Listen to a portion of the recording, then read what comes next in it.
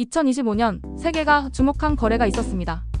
캐나다가 노후한 잠수함 때문에 국방력 위기에 직면하자 전 세계 조선 강국들이 모였습니다. 최종 후보는 단 두 곳. 독일의 거대 조선사 TKMS와 한국의 하나오션. 세계 언론은 숨죽여 지켜보았습니다. 과연 바다를 지배할 새로운 동맹은 누구일까요? 이 역사적 순간을 목격한 한 남자의 이야기를 들어보시겠습니다. 구독과 좋아요, 알림 설정 부탁드립니다. 파트 1 상황 속의 세계가 주목하는 거래. 안녕하세요. 제 이름은 카를로스 에스피노사입니다.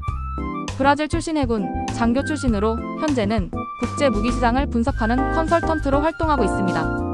20년간 이 분야에서 일하면서 수많은 거래를 봤지만 2025년 캐나다 잠수함 사업만큼 제 가슴을 뛰게 한 프로젝트는 없었습니다.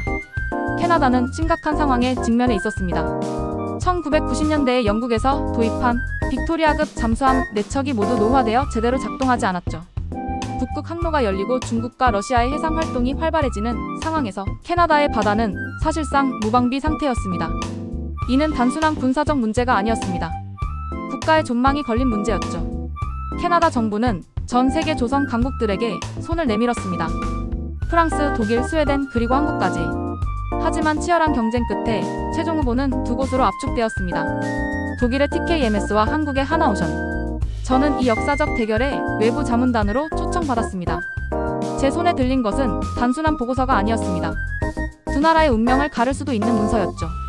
그 순간부터 제 인생에서 가장 긴장되는 나날이 시작되었습니다. 파트 2 주인공 등장 제3국의 목격자.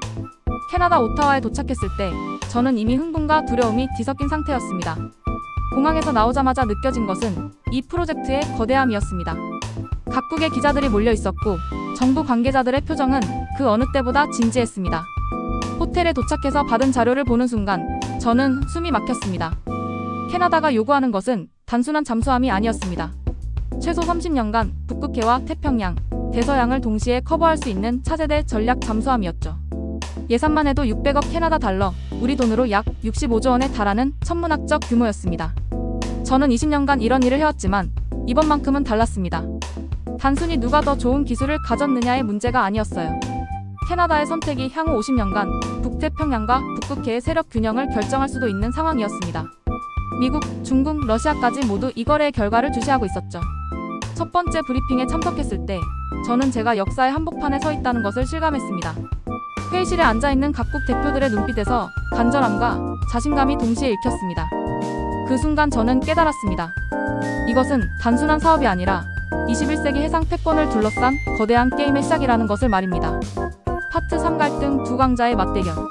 독일 TKMS 팀을 처음 만났을 때의 인상은 한마디로 압도적이었습니다. 그들은 100년이 넘는 잠수함 제조 역사를 자랑하는 세계 최고의 명가였습니다. 팀장 한스 밀러는 자신만만한 표정으로 말했습니다. 우리는 이미 전 세계 30여 개국에 잠수함을 공급했습니다. 검증된 기술, 검증된 성능입니다. 그들의 프레젠테이션은 정말 완벽했습니다. 214급 잠수함의 개량형을 제안했는데 이미 그리스, 터키, 이스라엘에서 운영 중인 검증된 모델이었죠. 무엇보다 독일 본토에서 완성된 잠수함을 바로 인도받을 수 있다는 점이 매력적이었습니다. 우리와 함께라면 위험은 제로입니다. 라는 것이 그들의 핵심 메시지였습니다. 하지만 한국 하나오션 팀을 만났을 때 저는 완전히 다른 에너지를 느꼈습니다. 팀장 김철수 상무는 열정적인 눈빛으로 말했습니다. 우리는 캐나다와 함께 새로운 바다의 역사를 쓰겠습니다. 그들이 제안한 것은 파격적이었습니다.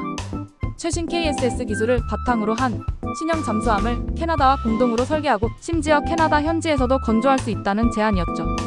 저는 두 팀 사이에서 고민에 빠졌습니다. 독일은 안정성과 검증된 기술력을 내세웠고 한국은 혁신성과 파트너십을 강조했습니다.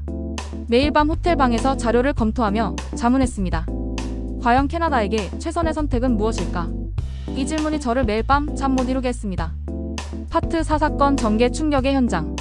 가을, 캐나다 총리 일행이 한국을 방문한다는 소식을 들었을 때 저도 함께 동행하게 되었습니다. 인천공항에 내렸을 때부터 느껴진 것은 한국의 달라진 위상이었습니다. 20년 전만 해도 무기를 수입만 하던 나라가 이제는 세계 5위 무기 수출국으로 성장한 것입니다. 거제도 하나오션 조선소에 도착했을 때 저는 입이 다물어지지 않았습니다. 축구장 10개를 합친 것보다 큰 거대한 드라이독에서 최첨단 잠수함이 건조되고 있었습니다. 수백 명의 숙련된 용접공들이 두꺼운 강철판을 다루며 불꽃을 튀기고 있었죠. 그 광경은 마치 거대한 바다의 괴물이 서서히 생명을 얻어가는 것 같았습니다. 캐나다 총리 저스틴 트리도가 잠수함 내부를 둘러보는 모습을 지켜보며 저는 그의 표정 변화를 놓치지 않았습니다. 처음엔 의구심이 가득했던 그의 눈빛이 점점 놀라움으로 그리고 마침내 감탄으로 바뀌어갔습니다. 최첨단 소나 시스템, 수중에서 한 달간 잠행할 수 있는 AIP 추진 시스템, 그리고 무엇보다 세계 최고 수준의 정숙성을 자랑하는 기술들이 총리를 압도하고 있었습니다. 그 순간 저는 깨달았습니다. 이것은 단순한 무기 거래가 아니었습니다. 한국이 세계에 증명하고 있는 것은 기술력만이 아니었습니다. 이제 더 이상 따라잡는 나라가 아닌 앞서가는 나라로서의 자신감이었죠. 전쟁의 폐허에서 70년 만에 세계 강국들과 어깨를 나란히 하게 된 대한민국의 기적을 목격하는 순간이었습니다. 파트 5 클라이맥스 운명을 건 보고서. 캐나다로 돌아온 후 정부는 최종 결정을 앞두고 자문단에 보고서를 요구했습니다. 저는 일주일 내내 자료를 분석하고 검토했습니다. 기술적 측면, 경제적 효과, 전략적 가치까지 모든 것을 고려해야 했죠. 밤잠을 설쳐가며 작성한 보고서는 제 20년 경력의 집대성이었습니다. 보고서 제출일 아침, 손이 떨리는 것을 멈출 수 없었습니다. 국방부 회의실에는 장관을 비롯해 고위 관료들이 모여 있었습니다. 저는 떨리는 목소리로 발표를 시작했습니다. 독일 TKMS는 분명히 안정적인 선택입니다. 검증된 기술과 오랜 경험을 바탕으로 위험이 거의 없는 프로젝트를 제공할 수 있습니다. 하지만 다음 순간 저는 용기를 냈습니다. 그러나 미래는 한국과 함께해야 한다고 생각합니다. 회의실이 순간 조용해졌습니다. 저는 계속 말했습니다. 한국은 단순히 잠수함을 파는 것이 아니라 기술 파트너십을 제안했습니다. 캐나다의 조선 산업 부활, 일자리 창출, 그리고 무엇보다 차세대 해양방위 기술의 공동 개발까지 가능합니다. 장관이 날카롭게 물었습니다.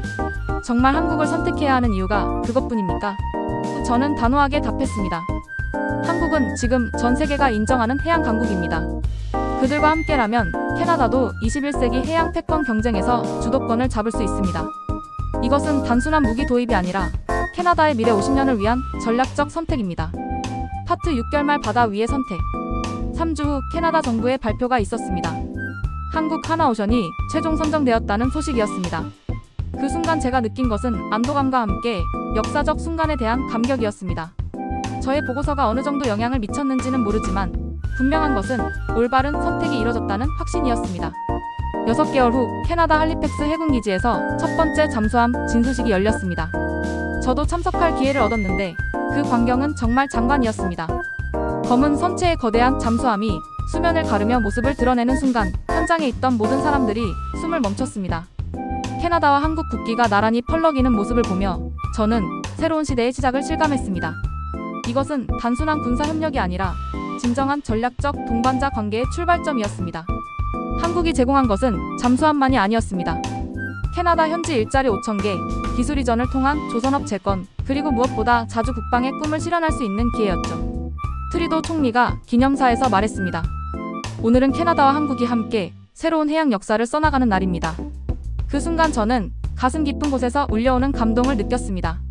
제가 목격한 것은 단순한 비즈니스 성공이 아니라 두 나라가 서로의 꿈을 현실로 만들어가는 아름다운 파트너십이었습니다. 파트 7 감정적 마무리.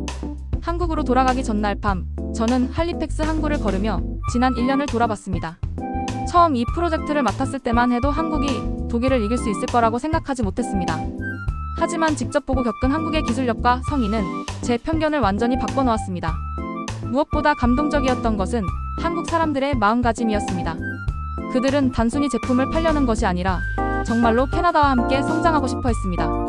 한국 기술진들이 캐나다 현지에서 몇 달씩 머물며 기술 이전과 교육에 힘쓰는 모습을 보며 저는 진정한 파트너십이 무엇인지 배웠습니다. 지난 70년간 한국이 걸어온 길을 생각해보면 정말 기적 같은 일입니다. 전쟁의 폐허에서 시작해서 이제는 세계 강국들과 어깨를 나란히 하며 심지어 그들에게 최첨단 무기를 수출하는 나라가 되었습니다. 이것이 바로 불굴의 의지와 끊임없는 노력이 만들어낸 한강의 기적의 연장선이라고 생각합니다. 제가 목격한 것은 단순한 성공 스토리가 아니었습니다. 한 민족이 어떻게 절망을 희망으로, 약함을 강함으로, 의존을 자립으로 바꿔낼 수 있는지를 보여주는 살아있는 역사였습니다. 그리고 그 역사는 지금도 계속해서 쓰여지고 있습니다. 대한민국, 이제는 정말로 세계가 선택하는 나라가 되었습니다. 마무리 멘트. 여러분도 이 놀라운 이야기가 감동적이셨나요? 대한민국이 세계 무대에서 이뤄낸 또 다른 성취를 함께 축하해주세요. 구독과 좋아요, 그리고 알림 설정으로 더 많은 감동적인 이야기들을 만나보시기 바랍니다. 다음 영상에서 또 만나요.